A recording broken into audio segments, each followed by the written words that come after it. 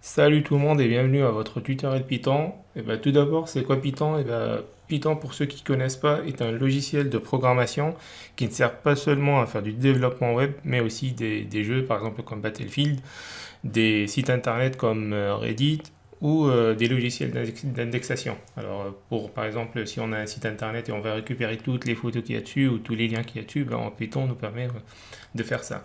Alors, pour ce faire, bien sûr, il faut l'installer, il faut le télécharger.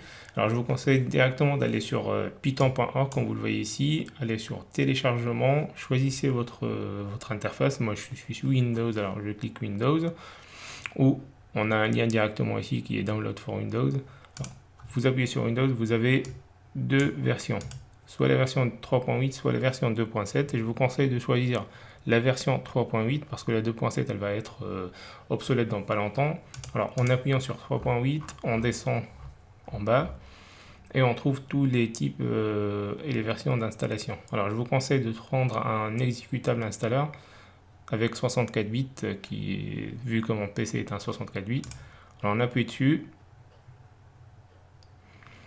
Une fois le téléchargement fini, alors vous appuyez directement ici ou vous allez sur votre dossier de téléchargement pour récupérer le fichier d'installation.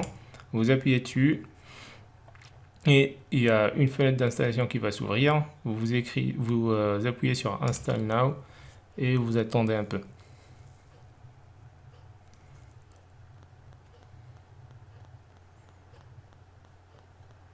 Alors, une fois l'installation finie, vous appuyez sur Close. Alors, et là, vous allez sur votre barre de recherche et vous tapez IDLE et vous cliquez dessus. L'IDLE, en fait, c'est l'environnement de développement, c'est votre interface sur laquelle on va tout écrire.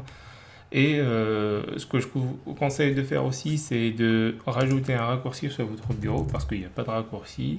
Alors, vous retapez sur votre barre de recherche IDLE, vous faites ouvrir l'emplacement du fichier, clic droit sur IDLE, envoyer vers bureau, créer un raccourci.